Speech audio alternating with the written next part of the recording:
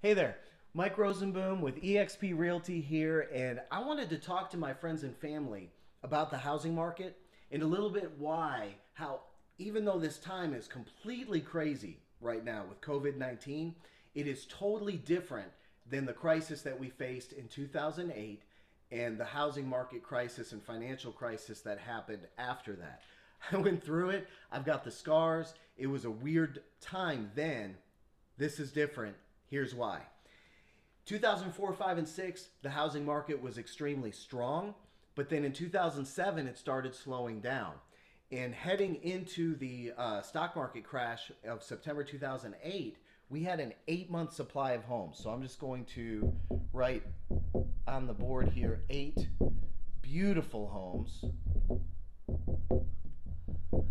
So we had an 8-month supply of homes, but we did also have a pretty good amount of demand. So you had a lot of people that were out there, like you always do, who want to get out into the housing market. But then we also had a lot of other loans that were available that increased demand, because demand is just people who want to buy homes and who are able to buy a home. That's the demand. So you had, FHA Nehemiah program that you could get into for zero down. You had the 80/20 loans where you could get in there. Also, zero down. You had the liar loans that they called them. Those were crazy. I didn't participate in that. But you basically just told them how much money you made and you could get a loan.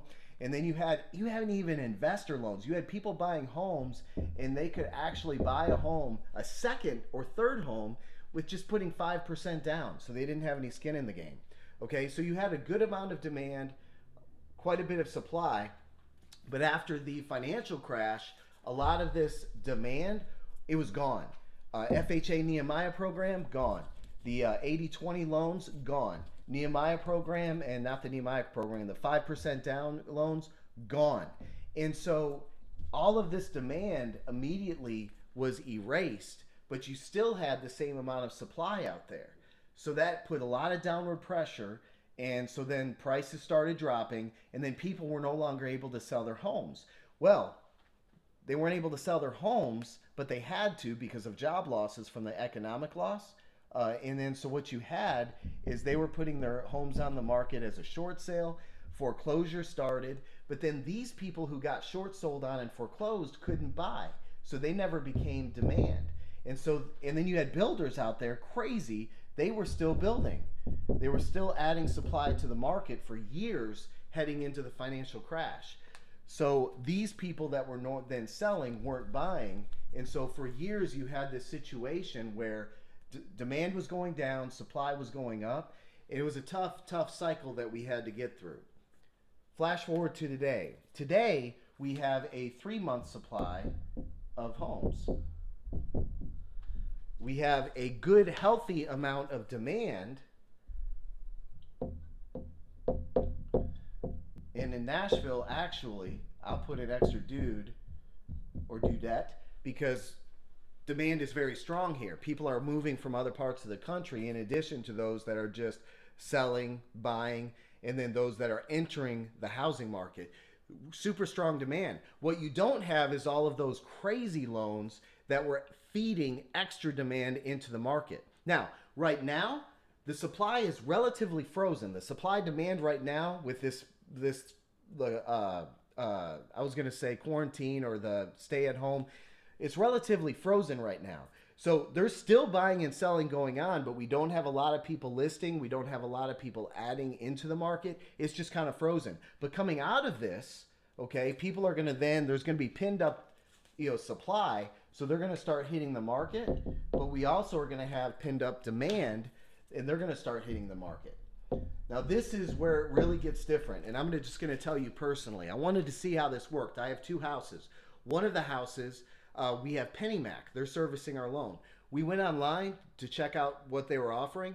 They without even asking, they said, here, you want a forbearance for 3 months. You don't have to pay your mortgage, and we're not going to touch your credit. We're not going to give you any late fees. And at the end of the 3 months, we'll figure out what to do with it. Totally different than what was going on in 2008. So what you're going to see is, yes, there is already a tremendous amount of job loss. A lot of those jobs will come back, hopefully all of them. eventually will come back. It's going to take some time, but in the meantime, those people that are losing their jobs are not going to get foreclosed on, at least not for a long time. They're going to have time to work it out. So they're not going to be adding all of this extra supply. And those that can sell should be able to quickly move back into the demand situation where they're going to try to buy because they're not foreclosed on, they're not short sold on, and they haven't been, if they are getting a little bit behind on their mortgage company is working with them to get them back to stable, and so it's not hitting their credit. So I just want to encourage you with those words and let you know that this situation is not happening this time. Okay, it's going to be a lot different. We're going to be able to work through this. So be encouraged. If you have any questions, give me a call. If you need toilet paper, give me a call. Real estate is an essential business, so I am out and about some. We're being very careful. A lot of conversations about how to make sure that we're a part of the solution as realtors and not being part of the problem spreading this. But if you need some toilet paper, I'll bring it to you. And I just want to share with you and just help you to understand it is going to be okay. So be intentionally kind, and we will get through this together. I'm going to go get something to eat.